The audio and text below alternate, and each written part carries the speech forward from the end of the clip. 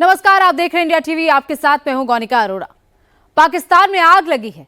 बलूचिस्तान में तो मुनीर की फौज का कदम रखना पहले ही नामुमकिन था, लेकिन अब खैबर पख्तूनवा में भी फौजियों को दौड़ा दौड़ा कर मारा जा रहा है। लेकिन बात इससे भी आगे निकल गई है। मुनीर के फौजी इस्लामाबाद में भी पिटने लगे।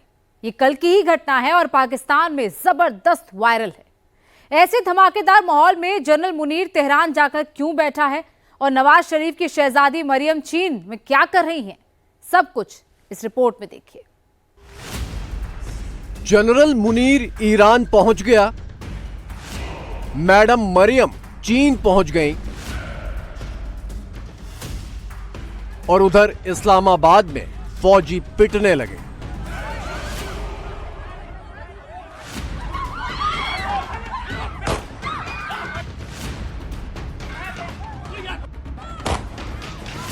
सही तरीके से मेरा ख्याल तवाज़ो की थप्पड़ शप्पड़ अच्छे पड़े, वहाँ पर पिटाई हुई बाकायदा ब्रिगेडियर साहब की। Nadreen, field marshal Asim Munir वो ईरान के अंदर सालसी कर रहे हैं अमेरिका और ईरान के बीच में, और सारी की सारी कवरेज ले गया कर्नल असवंत वो यूनिवर्सिटी के अंदर गोली चला के। पिट रही फौज, मुनीर मरियम की मौज।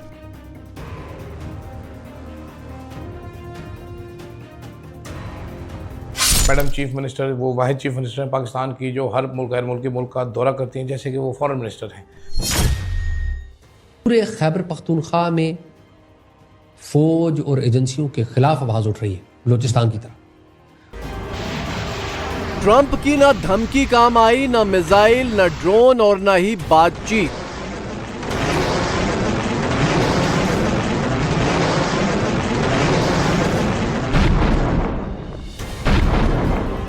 हॉर्मुज स्ट्रेट में गोले बारूद फिर से फटने लगे, जहाज फिर डूबने लगे, तो ट्रंप को फेवरेट फील्ड मार्शल फिर से याद आ गया।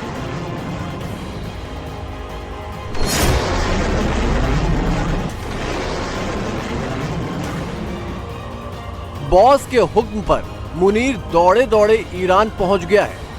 ईरान के एनएसए मोहसिन रेज़ई से मुलाकात कर रहा है और ट्रंप की तरफ से हाथ जोड़ रहा है कि भाई मान जाओ, बातचीत के लिए हाँ बोल दो तो पाकिस्तान की जान छूटे। पीएम मोदी का पैगाम लेकर भारत के एनएसए अजीत डोवाल चीन में मौजूद हैं। ठीक इसी मौके पर शरीफ खानदान की शहजादी मरियम नवाज भी चीन उड़ गई। दौरा पूरे 4 दिन का है, पर सवाल यह है कि मरियम चीन करने क्या गई है। मरियम से पहले इसी साल अप्रैल में जरदारी चीन जा चुके हैं। मई में मुनीर और शहबाज शरीफ चीन जा चुके हैं, लेकिन शी जिनपिंग ने तीनों को खाली हाथ लौटा दिया। तो अब नवाज शरीफ ने चीन को मनाने की जिम्मेदारी मरियम को सौंपी है। आप देखिए कि पाकिस्तान की हालत कि ये बड़े जुगादरी आए, जो सीपैक है उसके तहत लगने वाले जो पावर प्लांट्स हैं वो किस तरह से पाकिस्तान के लिए गले की हड्डी बन गए, ना निगले जा रहे हैं ना उगले जा रहे हैं। डिफरेंट फील्ड किस्म के प्रोजेक्ट्स का नाम लेकर चाइना से ये पैसा लिया गया। हर एक ने यही समझा कि ठीक है ये लोन मैं पकड़ लूंगा, उसके बाद हमने तो यहाँ रहना नहीं है, हम तो यहाँ से दौड़ जाएंगे, जो पीछे रह जाएंगे वो देखेंगे। और ऐसे होते होते आज ये लोन जो है 28.1 बिलियन डॉलर से भी ज्यादा हो चुका है। ये 28.1 बिलियन डॉलर तो वो है जो चाइना ने वापस मांग लिए। दरअसल यूएई की तर्ज पर चीन ने भी पाकिस्तान से अपना कर्ज वापस मांग लिया है। साथ ही साथ चाइनीज बिजली कंपनियों का बकाया भी जल्द चुकाने का अल्टीमेटम दे रखा है। पाकिस्तान तो पूरी दुनिया से मांगता फिर रहा है, लौटाएगा क्या? शायद चीन को ये समझाने में मरियम नवाज कामयाब हो जाएं। मैडम चीफ मिनिस्टर वो वाहिद चीफ मिनिस्टर हैं पाकिस्तान की जो हर मुल्क गैर मुल्की मुल्क का दौरा करती हैं, जैसे कि वो फॉरेन मिनिस्टर हैं। मैडम के ये स्टडी टूर कौम को बड़े महंगे पड़ते हैं। मैडम ब्राज़ील भी गई, मैडम पहले चाइना गई, वहाँ से एक पुरानी टेक्नोलॉजी को लाके नहीं गए। मैडम जापान भी चलेगी, मैडम थाईलैंड का भी बीच में टूर चेक कर। मैडम अब फिर चलेगी, इस बार चाइना से पता नहीं क्या लेके आ जाएंगी, सस्ता बोटॉक्स करने का तरीका, फिर हमारे सिर में मारेगी। और पता नहीं मैडम क्या बैग उठाने के लिए मरियम औरंगजेब साहब जा रही हैं कि नहीं जा रही, पता नहीं। मुनीर और मरियम ने पाकिस्तान के बाहर मोर्चा संभाला हुआ है, लेकिन पाकिस्तान के अंदर ना कोई संभालने वाला है ना कुछ संभलने वाला है। उल्टे मुनीर के वर्दीधारी हर मोर्चे पर इस्लामाबाद यूनिवर्सिटी में धौंस दिखाने के चक्कर में मुनीर का एक अफसर छात्रों के हाथों पिट गया तो बौखलाकर कैंपस में ही पिस्तौल निकाल ली। पहले तो सीधे गोली चलाने की कोशिश की, लेकिन फिर हवाई फायर कर दिए।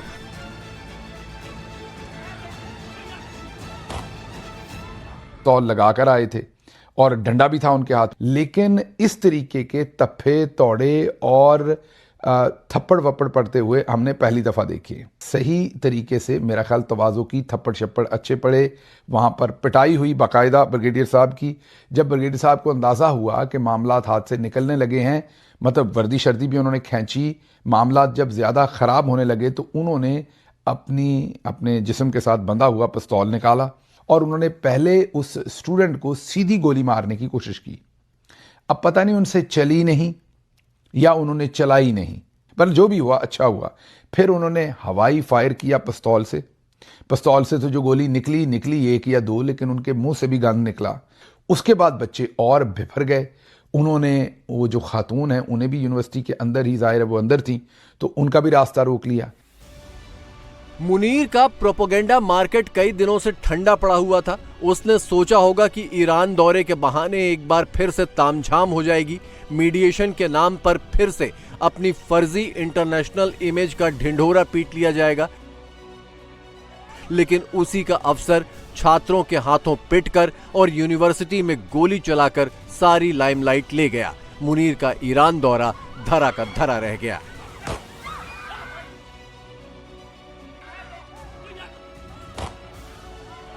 ਤੁਹਾਡਾ ਆਰਮੀ ਚੀਫ ਗਿਆ ਹੋਇਆ है ईरान। असल जो टॉपिक, जो डिटेल्स वो वहाँ से आनी चाहिए कि कहाँ पर आर्मी चीफ गया है, किस से मुलाकात कर रहा है, किस चीज़ की मुलाकात हो रही है। मीटिंग जो है वो अब्बास अराक्ची से हो रही है, कालीबाग से हो रही है, अमेरिका के साथ मीडिएशन की बातें हो रही हैं या क्या हो रहा है, ये सब डिटेल्स। उन्होंने कहा ओ भाएं छड्डो, बॉस उत्थे गया तो कोई गल नहीं, मैं तो इत्थे ही रौला पा देना है, तो उन्होंने वही किया।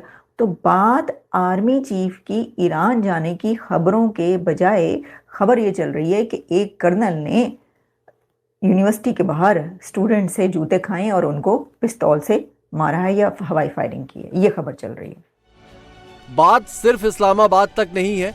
खैबर पख्तूनख्वा में मुनीर की फौज के खिलाफ हथियार बंद प्रदर्शन शुरू हो चुके हैं। यहाँ की लोकल पुलिस फौजियों को अपने इलाकों में घुसने नहीं दे रही और लोग भी पुलिस का साथ दे रहे हैं। खैबर पख्तूनख्वा में इमरान खान का जोर चलता है, इसीलिए यहाँ मुनीर और उसकी फौज से नफरत बहुत ज्यादा है। पूरे खैबर पख्तूनख्वा में फौज और एजेंसियों के खिलाफ आवाज उठ रही है, बलोचिस्तान की तरह। पूरे पंजाब में पंजाबी जो है वो फौज और इंटेलिजेंस इदारों के खिलाफ हुए पड़े। अंदरून सिंध का बुरा हाल है। कराची से आप आए हैं, सिंध को भी जानते हैं सारे। तो हमारी डायरेक्शन क्या है? तो भाई है ना, हम आपस में इत्तेहाद पैदा करें और फौज से और इस्टेब्लिशमेंट से मिल के कहें कि देखिए आप इधर से निकल जाएं बाइज्जत तरीके से, यानी कि सिविलियन डोमेन से आप निकल जाएं, आप अपना काम करें। हमारे मीडिया का एक बहुत बड़ा हिस्सा है जो कि इस्टेब्लिशमेंट का माउथ पीस है और ये बड़े फख्र से कहते हैं कि जी हम मिलते हैं जी उनका पॉइंट ऑफ व्यू जानने के लिए। आप उनका पॉइंट ऑफ व्यू नहीं जानते, उनका एजेंडा आगे लेके जाते हैं। इमरान खान को काबू में करने के लिए मुनीर और उसकी आईएसआई ने बीते 3 सालों में कोई कसर बाकी नहीं रखी। इमरान के समर्थकों और कार्यकर्ताओं को मारा पीटा, सड़कों पर घसीटा, ना आदमी देखा ना औरत।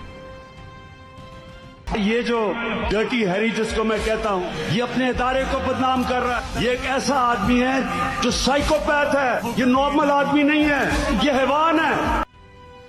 नफरत का यही आलम है जिसकी वजह से पाकिस्तानी फौज आज जहां तहां पिट रही है। बलोचिस्तान और खैबर पख्तूनख्वा में तो नस्ल वाली नफरत है, लेकिन पाकिस्तानी पंजाब के पंजाबी खुद पंजाबी वर्दीधारियों पर हमलावर हैं। न पुलिस बच रही है न फौज। यही वजह है कि मुनीर के वर्दीधारियों को अपने ही मुल्क में अपने ही लोगों से बचने के लिए हथियार निकालने की नौबत आ गई है। नौबत यहाँ तक आ गई है कि किसी ज़माने में कहीं कोई फौजी खड़ा होता था, आप सोच सकते हैं कि आज से 5-10 साल पहले कहीं कोई कर्नल खड़ा होता और लोग उसका गिरबान खींच रहे होते, उसे कॉलर से पकड़ के घसीट रहे होते। फौज की एक इज्जत हुआ करती थी।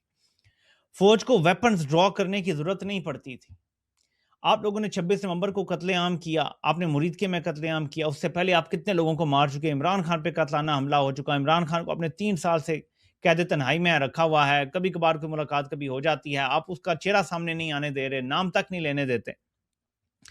इन सब चीजों ने मिल मिला के फौज को नफरत की अलामत बना दिया है। मैं फौज से बतौर इदारा मुखातिब हूं। आप ये सीन देख रहे हैं, आप में से कोई भी अब हजूम में बावर्दी नहीं जा सकता अकेला। जिस मुल्क का अपना फौजी अपने मुल्क में महफूज ना हो, वो लड़ेगा क्या मुल्क के लिए? पाकिस्तानी फौज का ये हाल किया है जनरल मुनीर की बादशाहत वाली हसरतों ने। मुनीर पाकिस्तान का बादशाह बनना चाहता है। तीनों फौजों का सुपर बॉस तो पहले ही बन चुका है, अब वर्दी में राष्ट्रपति भी बनना चाहता है। उसके खिलाफ कोई बगावत न हो, इसीलिए रावलपिंडी को अपने वफादार फौजियों के हवाले कर चुका है। ऐसे हालात में पाकिस्तानियों को नाना पाटेकर याद आ रहे हैं। एक शख्स,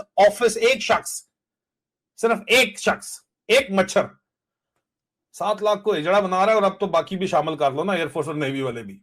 तो अगर एक शख्स ऑफिसर्स के कैरियर, पोस्टिंग, रिटेंशन और रिटायरमेंट के ऊपर एक्स्ट्रा ऑर्डिनरी कंट्रोल स्टैब्लिश कर रहा है, तो पाकिस्तान को इसके ऊपर डिबेट करना होगी। क्योंकि आज सवाल यह नहीं कि आसिम मुनीर कितना पावरफुल है, असल सवाल यह है कि आसिम मुनीर को इतनी सिक्योरिटी और इतनी पावर की जरूरत क्या है, और सितंबर में रावलपिंडी में क्या होने वाला है। क्या भारत के जर्नलों को यह बात पसंद नहीं है? नहीं, वो कंट्री फर्स्ट क्यों करते हैं? क्योंकि वहां पे चेक्स एंड बैलेंसेस है। पाकिस्तान में पहले ही कोई चेक्स एंड बैलेंसेस नहीं है, और अब तो ये पूरा का पूरा सिस्टम ही खत्म किया जा रहा है कि जनाब फिर अगर कोई थोड़ा बहुत नॉमिनल कंट्रोल था भी, तो अब वो भी रगड़ा जा रहा है।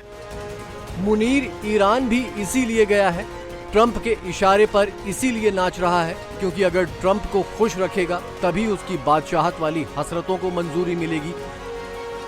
पाकिस्तान में बच्चा बच्चा जानता है कि प्राइम मिनिस्टर हो या आर्मी चीफ या कुछ और, वो तभी कुर्सी पर बैठ पाता है जब अमेरिका बहादुर से आशीर्वाद पा जाता है।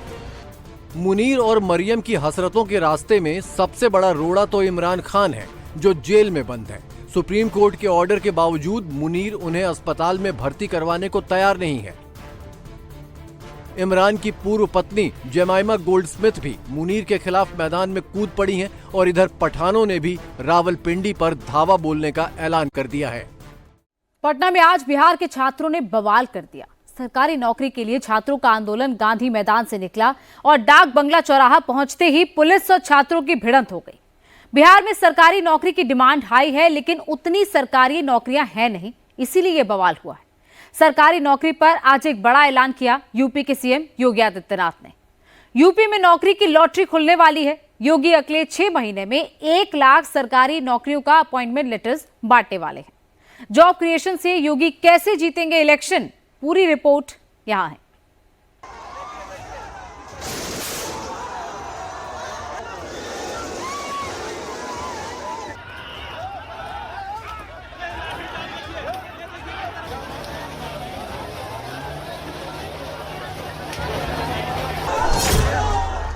नौकरी चाहिए, नौकरी, नौकरी, वो भी सरकारी। रांची के बाद अब पटना में सरकारी नौकरी के लिए बवाल मचा।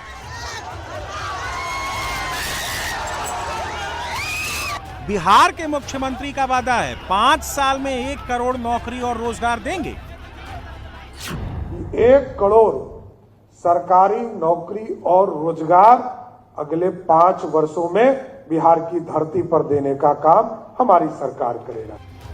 बिहार के नौजवान पूछ रहे हैं, नौकरी कहां है सरकार? क्या हम मांग कर रहे हैं? शिक्षा मंत्री जी से ही नहीं बोला कि शिक्षा मंत्री जी आप अपना वाला पद हमको दे दीजिए। आप देखिए लाइब्रेरियन का बहाल है 18 साल से नहीं दिए गए, तो क्या आपको 1800 साल चाहिए? इन लोग सर जब भी हम लोग आंदोलन करते हैं तो केवल आश्वासन देकर के छोड़ देते हैं, तो कैसे चलेगा सर? हम लोग का 15 मांग है, जिससे लेकर गर्दंगी बाद में जो हम लोग आज है 10 रोज से जो है अनशन पे भी बैठे हुए हैं, लेकिन सरकार और ये मिथिलेश तिवारी शिक्षा मंत्री जो हम लोग का मांग सुनने का जो है काम नहीं कर रहे हैं। नौकरी के लिए बिहार के नौजवान बैरिकेड पर कूद रहे हैं। नौकरी के लिए बिहार के युवा पुलिस की लाठी खा रहे हैं।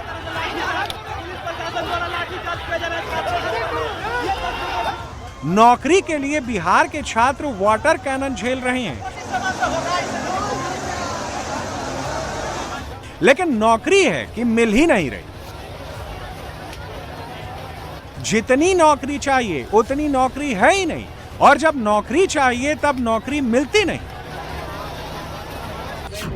बिहार के छात्रों का गुस्सा तब भड़क गया जब उनके लिए हाथी चले बाजार, कुत्ते भौंके हजार की टिप्पणी कर दी गई। कहावत सुने होंगे, इसको काट दीजिएगा, हाथी चले बाजार कुत्ता भौंके हजार। आयोग का काम नहीं है। सम्राट चौधरी सरकार ने बीपीएससी के एग्जामिनेशन कंट्रोलर को तत्काल प्रभाव से निलंबित कर दिया, लेकिन तब तक छात्र आंदोलन के लिए कूच कर चुके थे। छात्रों को हम लोग कुत्ता बोला गया है, बीपीएससी अधिकारी के द्वारा। हम लोग कुत्ता हैं, हम लोग छात्र, हम लोग अपना आज के लिए उठाने के लिए लड़ते हैं और हम लोग आवाज उठाते रहेंगे। बताइए, हम लोग कुत्ता हैं, अधिकारी द्वारा हम लोग कुत्ता कहा जाता है। हम लोग छात्र हैं, हम लोग पढ़ने लिखने वाले छात्र हैं। अपने हक के लिए नहीं लड़ेंगे तो कौन लड़ेगा? हम तो 9 दिन से अनशन पर बैठे हुए हैं, हमारी बातों को सुनने के लिए कोई तैयार नहीं है। हमारे साथियों का लगातार तबीयत खराब है कि वार्ता अगर सरकार करती तो इस तरह की स्थिति नहीं होती।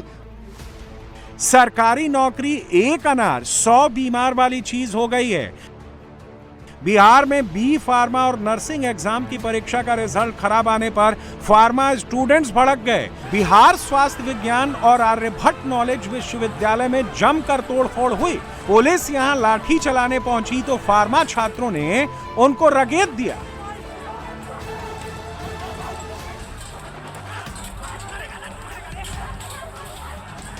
बिहार में शहर शहर गली गली दवा की दुकानें खुली हैं। दवा की दुकानों के लाइसेंस के लिए डी फार्मा या बी फार्मा की डिग्री चाहिए। डिग्री मिल जाने पर डिग्री का ही किराया आने लगता है। रिजल्ट खराब होने से उसकी संभावना खत्म हो गई। यहाँ फार्मा छात्रों से होम सेंटर पर एग्जाम कराने और परीक्षा पास कराने के एवज में 12-12 हजार रुपए लिए गए थे, फिर भी रिजल्ट खराब आया। सारा बवाल नौकरी के लिए है। बिहार में जितनी नौकरी का वादा है उतनी नौकरी मिल नहीं सकती। राज्य में इतने संसाधन नहीं है, इतने सरकारी विभाग भी नहीं है। बिहार सरकार के सभी विभागों में कुल मिलाकर करीब 12 लाख कर्मचारी हैं, तो 5 साल में 1 करोड़ लोगों को नौकरी कैसे मिल जाएगी? बिहार में पहली बार 2020 के चुनाव में नौकरी मुद्दा बनी थी। तब तेजस्वी यादव ने 10 लाख सरकारी नौकरियों का वादा किया। करीब 1.5 साल के लिए बिहार में महागठबंधन की सरकार बनी तो नौकरियां खोली गई। नीतीश कुमार फिर से एनडीए में आए तो खूब भर्तियां हुई। पिछले 6 साल में बिहार में 7,95,000 लोगों को सरकारी नौकरी मिली, 1,17,000 लोगों को कॉन्ट्रैक्ट पर नौकरी मिली और 70,525 लोगों को आउटसोर्सिंग के जरिए काम मिला। इसी साल फरवरी में जब नीतीश कुमार बिहार के मुख्यमंत्री थे, तब बिहार सरकार ने घोषणा की थी कि इस साल यानी 2026 में 1.5 लाख से अधिक सरकारी नौकरी रोजगार देंगे। बिहार सरकार के सामान्य प्रशासन विभाग के आंकड़ों के मुताबिक अलग अलग विभागों में करीब 2 लाख सरकारी नौकरियों में भर्ती हो सकती है, लेकिन ये भर्तियां हो नहीं रही। छात्र जवानी में नौकरी की तैयारी शुरू करते हैं और साल दर साल अधेड़ होते जाते हैं, लेकिन नौकरी हाथ में नहीं आती। जब सब्र का बांध टूटता है तो रांची में आंदोलन हो जाता है, तब इस तरह पटना में बवाल हो जाता है। को ये लोग डिटेन किए हैं और हम लोग छात्रों को फेयर की मांग कर रहे हैं। जिस तरह से छात्रों पर लाठी चार्ज किया गया, छात्र परीक्षा में सुधार नहीं किया जा रहा, तो हम लोग इसी की मांग कर रहे हैं। इसके बावजूद भी प्रशासन लाठी चार्ज कर करके जबरदस्ती सबको जेल में डाल रही है। सरकार को यह पता थी हम लोग प्रोटेस्ट करने वाले, उसके बाद भी जानबूझ के ये हमारा डेमोक्रेटिक राइट का वायलेशन किया गया इनके द्वारा।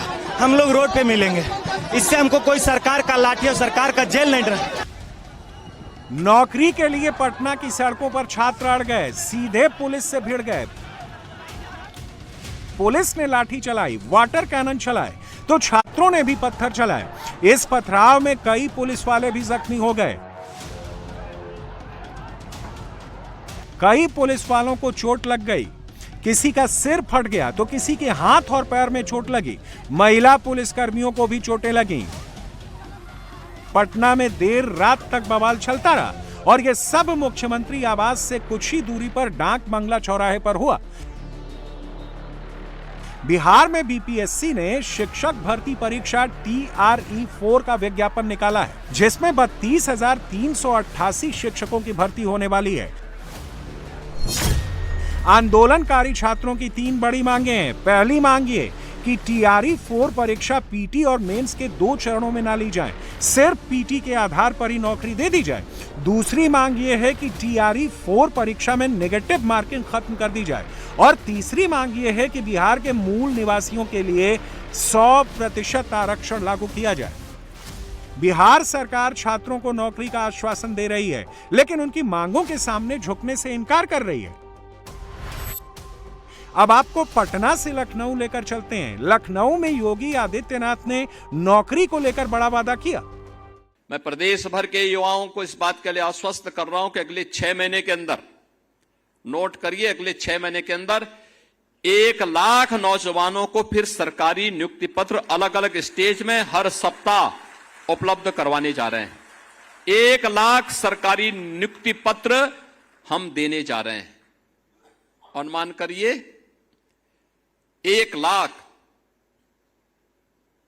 यूपी के अंदर कभी ये कल्पना होती थी? यहां हम 6 महीने के अंदर ही 1 लाख नौजवानों को सरकारी नियुक्ति पत्र दे दिए। सारी परीक्षाएं पूर्ण हो गई, रिजल्ट की प्रक्रिया चल रही है। 6 महीने में 1 लाख नौकरी। योगी ने इतनी नौकरियों के विज्ञापन निकालने का वादा नहीं किया है। योगी ने इतने अपॉइंटमेंट लेटर बांटने का वादा किया है। योगी ने यह काम शुरू भी कर दिया है। यूपी के मुख्यमंत्री ने आज ही 3,500 से ज्यादा नियुक्ति पत्र बांटे, यानी काम शुरू हो चुका है। योगी को बस इसकी स्पीड बढ़ानी है। हमारी सरकार ने 9,30,000 से अधिक उत्तर प्रदेश के युवाओं को सरकारी नौकरी उपलब्ध करवाने में सफलता प्राप्त की है और एक भी नियुक्ति पर कोई प्रश्न नहीं खड़ा कर सकता। हमने पहले दिन से तय कर रखा है कि जो 17 के पहले की परिपाटी थी कि नियुक्ति का विज्ञापन निकलता था, चाचा भतीजे की जोड़ी और महाभारत का पूरा खानदान फिर वसूली के लिए प्रदेश भर में निकल पड़ता था। नौजवान भटकता रहता था, परिणाम नहीं आता था और अंततः माननीय न्यायालय को कोर्ट में स्टे लगाना पड़ता था। यूपी में चुनाव आने वाले हैं। योगी आदित्यनाथ जेन जी यूथ वोटर के बीच अपनी अपील बढ़ा रहे हैं। जेन जी के साथ जितनी सेल्फी योगी ने पिछले 3 दिनों में खिंचवा ली, इतनी सेल्फी योगी ने कभी नहीं खिंचवाई थी। यूथ के बीच भी योगी का जबरदस्त क्रेज दिख रहा है। दिल्ली में 8 अगस्त को प्रधानमंत्री नरेंद्र मोदी के साथ योगी की मीटिंग हुई थी। दिल्ली से लखनऊ लौटते ही योगी ने जेन जी वाला पैडल दबा दिया है। तब सरकार क्या बोलती थी कि नकल तो हमारा जन्मसिद्ध अधिकार है, यानी नकल करवाते थे, नौजवान को किसी लायक नहीं छोड़ते थे। सस्ती लोकप्रियता हासिल करने के लिए उन्होंने प्रदेश के नौजवानों के सामने पहचान का संकट खड़ा किया था। तात्कालिक रूप से नौजवान को लगता था कि हितैषी नहीं थे, दुश्मन थे युवाओं के। जेन जी को परमानेंटली अपनी ओर करने का एक ही रास्ता है, जॉब क्रिएशन। नौकरी मिलेगी तभी यूथ के वोट की गारंटी रहेगी। नौकरी मिलने का चांस दिखेगा तभी जेन जी वोटर करीब आएगा। क्या जॉब क्रिएशन के मामले में योगी सही जा रहे हैं? अखिलेश का आरोप है कि योगी सरकार की नीयत नौकरी नहीं देने की है। योगी आदित्यनाथ का दावा है कि उनके राज में 9,30,000 युवाओं को सरकारी नौकरी मिली। अखिलेश यादव की समाजवादी पार्टी का आरोप है कि योगी राज में कम से कम 20 परीक्षाओं के पेपर लीक हुए। योगी आदित्यनाथ का दावा है कि यूपी में बिना सिफारिश, बिना रिश्वत, बिना वसूली के नौकरी मिलती है। अखिलेश कहते हैं कि योगी सरकार खुद ही पेपर लीक करवाती है जिससे नौकरी ना देनी पड़े। योगी का दावा है कि उनके समय में परीक्षा और रिजल्ट सब फटाफट आते हैं, लंबा इंतजार नहीं करना पड़ता। यूपी में परीक्षा कैसे होती है, इसे योगी एक उदाहरण देकर समझाते हैं। मैं जब पहली बैठक किया था 2017 में, मैंने आज बोर्डों, उत्तर प्रदेश माध्यमिक शिक्षा बोर्ड को बुलवाया। मैंने कहा भाई आपकी परीक्षा कितना समय लगता है? उन्होंने कहा साहब 3 महीना। मैंने कहा परिणाम आने में? उन्होंने कहा 3 महीना। मैंने कहा इसको 1 महीना करो। उन्होंने कहा नहीं हो पाएगा। तो मैंने कहा कुर्सी छोड़ो, मैं 1 महीने के अंदर कराऊंगा, 1 महीने के अंदर कराऊंगा। और आज मुझे आपको बताते हुए प्रसन्नता है, मैं 14 दिन में यूपी बोर्ड की परीक्षा कराता हूं और अगले 14 दिन में उसका परिणाम भी दिलाता हूं। 56 लाख अभ्यर्थी उस परीक्षा में होते हैं, 56 लाख बच्चे बैठते हैं। 14 दिन में परीक्षा और 14 दिन में परिणाम। मैंने उच्च शिक्षा वालों से भी कहा है कि परीक्षा की प्रणाली को और सीमित करो। परीक्षा बच्चों को प्रताड़ित करने का माध्यम नहीं होना चाहिए, उसका आकलन करने का माध्यम होना चाहिए। उत्तर प्रदेश में अखिलेश यादव के समय जो बोर्ड परीक्षा 3 महीने में होती थी, उसे योगी 14 दिन में करा देते हैं। अखिलेश यादव के समय जो रिजल्ट आने में 3 महीने लगते थे, वही रिजल्ट योगी 14 दिन में निकाल देते हैं। एग्जाम से रिजल्ट तक जो काम पहले 6 महीने में होता था, उसे योगी 28 दिन में कर देते हैं। झारखंड के छात्रों ने आंदोलन क्यों किया? क्योंकि झारखंड में जॉब वाली कोई परीक्षा भी सही से नहीं हो पाई। परीक्षा की तैयारी करने वाले छात्र तैयारी करते रह गए और जुगाड़ वालों ने पैसे से नौकरी ले ली। यूपी में योगी आदित्यनाथ ने ऐसा इंतजाम किया है कि एक भी नौकरी का लीकेज ना हो। योगी ने यूपी पुलिस में 60,000 कांस्टेबल की भर्ती का फैसला 2023 में किया था। फरवरी 2024 में परीक्षा हुई, जो पेपर लीक के चलते रद्द करनी पड़ी। अगस्त 2024 में दोबारा परीक्षा हुई और जून 2025 में 60,000 कांस्टेबल को नियुक्ति पत्र दे दिए गए। इतनी बड़ी परीक्षा और इतने अपॉइंटमेंट लेटर एक साथ कहीं भी किसी भी दूसरे राज्य में नहीं बांटे गए। योगी आदित्यनाथ के 9.5 साल में अकेले यूपी पुलिस में ही 2.25 लाख भर्तियां हो चुकी हैं। यूपी में सरकारी नौकरी में भर्ती प्रक्रिया तेज करने के लिए परीक्षा नाम का एकीकृत ऑनलाइन प्लेटफॉर्म बनाया गया है, जिससे सभी आयोग और चयन बोर्ड को जोड़ दिया गया है। भर्ती की प्रक्रिया को भी इतना स्मूथ बनाएं, इतना सरल और सहज बनाएं कि कोई भी युवा जो जाए उसको लगना चाहिए संस्थान मेरी कैरियर को आगे बढ़ाने वाला है। उसको ये नहीं लगना चाहिए कि संस्थान मेरे कैरियर को बर्बाद करने वाला है। उसके मन में उस संस्थान के प्रति श्रद्धा का भाव होना चाहिए। इसके लिए संस्थान को अपने आप को तैयार करना चाहिए। केवल एजुकेशन नहीं, स्किलिंग के लिए भी, कैरियर काउंसलिंग के लिए भी और एम्प्लॉयमेंट के भी एक केंद्र के रूप में उन संस्थानों को अपने आप को तैयार करना होगा। Leader of opposition Rahul Gandhi ने मोदी सरकार पर आरोप लगाया था कि वो अमेरिका से डर गई, चीन के आगे झुक गई।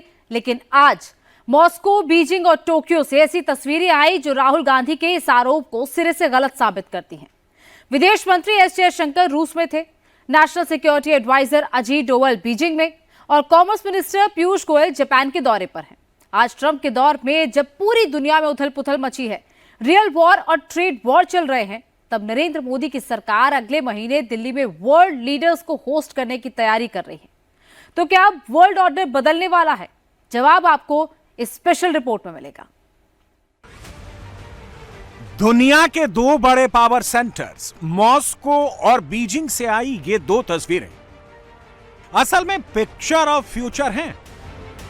उथल पुथल से गुजर रही दुनिया में रूस और चीन के साथ भारत की ये जुगलबंदी बहुत बड़ा संदेश देती हैं। ये 2 तस्वीरें बताती हैं कि दिल्ली से मॉस्को की दूरी घट रही है, चीन और भारत भी नजदीक आ रहे हैं। भारत, रूस और चीन की ये तिकड़ी एक नया ग्लोबल ऑर्डर बनाने जा रही है। 2025 में वो सितंबर का ही महीना था जब चीन के तियानजिन में 3 ग्लोबल पावर्स भारत, रूस और चीन के लीडर्स इकट्ठा हुए थे। तीनों नेताओं की ये जबरदस्त केमिस्ट्री विश्व की इकलौती सुपर पावर अमेरिका को तीर की तरह चुभी थी। अमेरिका के प्रेसिडेंट डोनाल्ड ट्रंप ने पुतिन, मोदी और जिनपिंग की मुलाकात की इस तस्वीर पर किसी दिलजले की तरह सोशल मीडिया पर अपने मन की भड़ास निकाली थी। 1 साल बाद दुनिया बहुत बदल चुकी है और एक बार फिर सितंबर का महीना आने को है जब भारत की राजधानी दिल्ली में प्रधानमंत्री नरेंद्र मोदी ब्रिक्स के शिखर सम्मेलन में व्लादिमीर पुतिन और शी जिनपिंग को होस्ट करने वाले हैं। 12 और 13 सितंबर को दिल्ली में ब्रिक्स समिट होने जा रही है। रूस के प्रेसिडेंट व्लादिमीर पुतिन और चीन के राष्ट्रपति शी जिनपिंग का इस समिट में आना कंफर्म हो गया है। जिनपिंग तो 400 मेंबर्स का भारी भरकम डेलीगेशन लेकर भारत आने वाले हैं। वैसे तो दिल्ली में होने वाले ब्रिक्स शिखर सम्मेलन में 20 से ज्यादा देशों के लीडर शामिल होंगे, लेकिन समिट में सबसे ज्यादा निगाहें पुतिन और जिनपिंग पर ही होंगी, क्योंकि इस समिट के लिए जब दो ग्लोबल पावर्स के लीडर पुतिन और शी जिनपिंग भारत आएंगे तो यकीनन एक नए ग्लोबल ऑर्डर की आधारशिला को मजबूती मिलेगी। एक ऐसा ग्लोबल ऑर्डर जो डोनाल्ड ट्रंप की सनक से आजाद होगा, जो अमेरिका की ब्लैकमेलिंग वाली डिप्लोमेसी से फ्रीडम की गारंटी देगा। इसीलिए भारत के विदेश मंत्री सुब्रमण्यम जयशंकर प्रधानमंत्री मोदी का प्राइवेट मैसेज लेकर मॉस्को पहुंचे थे। जयशंकर ने रूस के प्रेसिडेंट पुतिन को ब्रिक्स समिट में आने का प्रधानमंत्री मोदी की तरफ से इनविटेशन दिया। साथ में यह भी बताया कि भारत और रूस के रिलेशंस किस तरह नए-नए रिकॉर्ड बना रहे हैं। Excellency, he has given me a personal communication which I would like to hand over to you. I think our economic cooperation has grown very significantly. Prime Minister Modi looks forward to meeting you at the SCO summit, then welcoming you in India for the BRICS summit, and in due course, as per your mutual convenience, having the annual summit. So we have, Excellency, I think a very strong picture of cooperation to present, and I again thank you very much for the honor of receiving me today. रूस भारत का पुराना और पक्का सहयोगी है। अभी हाल ही में जब ब्रिटेन के ex prime minister Boris Johnson Hindustan आए थे तो उन्होंने भरे मन से कबूला था कि पश्चिमी देश पिछले 75 साल से भारत और रूस के बीच दरार डालने की कोशिश कर रहे हैं, मगर अब तक नाकाम रहे हैं। इसीलिए जब विदेश मंत्री जयशंकर प्रधानमंत्री मोदी का इनविटेशन लेकर मॉस्को पहुंचे तो पुतिन ने उन्हें क्रेमलिन में वेलकम किया और कहा कि आज अगर भारत और रूस के रिश्ते नई बुलंदियों को छू रहे हैं तो इसका पूरा क्रेडिट प्रधानमंत्री नरेंद्र मोदी को जाता है।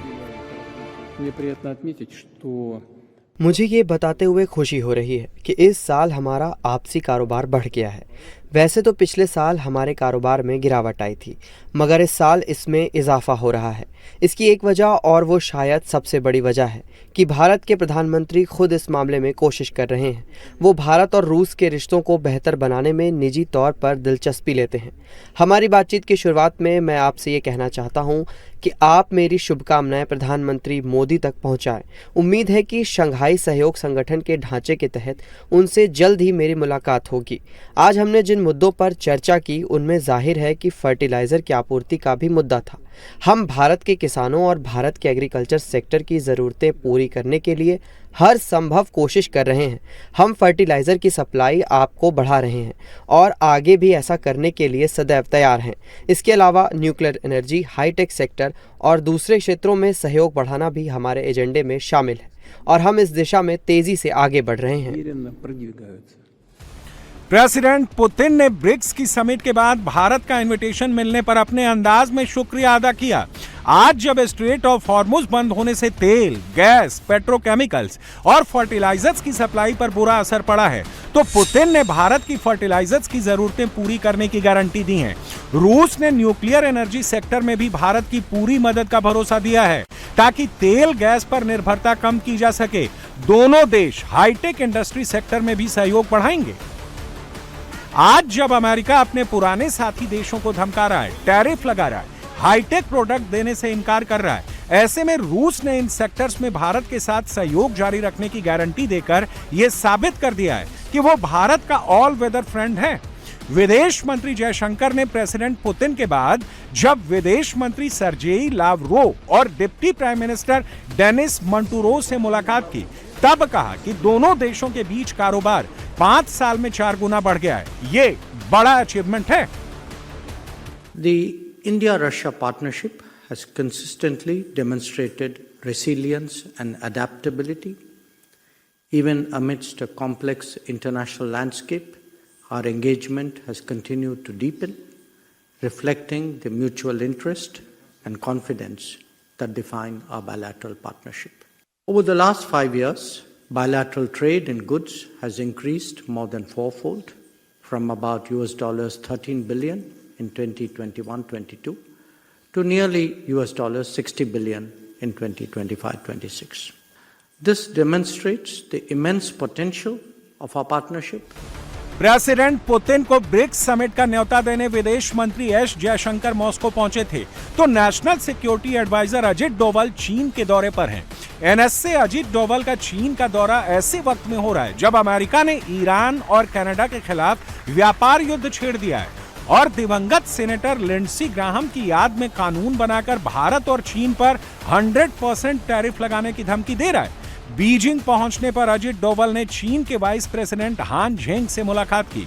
इसके बाद डोभाल ने चीन के विदेश मंत्री वांग यी के साथ बॉर्डर को लेकर लंबी चर्चा की।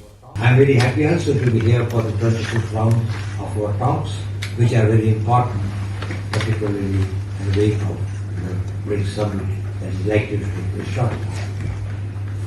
We meet in keeping with the guidance of our leaders, our Honorable Prime Minister and President Xi Jinping, who have given a clear and positive direction to our relationship, both at Kazan and in Darjeeling. I am happy that over the past year our relationship has been steadily returning to normalcy. The normalcy we have witnessed in our relationship has been a direct result of both sides maintaining peace and tranquility in the border areas. We have extensively talked about it today just to see how we can continue to reinforce and further consolidate our efforts to maintain peace and tranquility in border areas. अच्छी बात यह है कि चीन के राष्ट्रपति Jinping अगले महीने 400 लोगों के विशाल डेलीगेशन के साथ भारत आने वाले हैं। उससे पहले भारत में चीन का इन्वेस्टमेंट बढ़ रहा है। पिछले 3 महीने में चीनी कंपनियों ने भारत में $500 मिलियन यानी करीब 4,800 करोड़ रुपयों का इन्वेस्टमेंट किया है। ये बड़ी बात है क्योंकि अप्रैल 2020 में भारत ने प्रेस नोट 3 के जरिए भारत के साथ जमीनी सीमा वाले देशों के इन्वेस्टमेंट को सीमित किया था। इस प्रेस नोट 3 को भारत ने इसी साल मार्च महीने में संशोधित किया था, जिसके बाद चीन से भारत में निवेश बढ़ने के रास्ते खुले थे। वैसे तो अक्टूबर 2024 में रूस के कजान में मोदी और जिनपिंग की मुलाकात के बाद चीन और भारत के रिश्ते सुधरे हैं, मगर सीमा विवाद अभी भी बना हुआ है। चीन की पीपल्स लिबरेशन आर्मी जब तब सीमा में कोई ना कोई नया बखेड़ा खड़ा करते रहती है। चीन के साथ रिश्ते सामान्य करने के लिए सीमा विवाद का सुलझना सबसे जरूरी है। Post 2020, Chinese have created a new normal, which is not accidental. The normal is a more militarized border where we have to keep troops deployed at a fairly high level. In a way, they have got us bogged down there. So our ability to deal with any maritime opportunities to that extent, our preoccupation with continental challenge diminishes that. China was trying out things through a partner rather than directly, and they have created a new deterrence dynamics for us. In any future India-Pakistan conflict, we'll have to work on the assumption that China will be around in some form, providing support to Pakistan.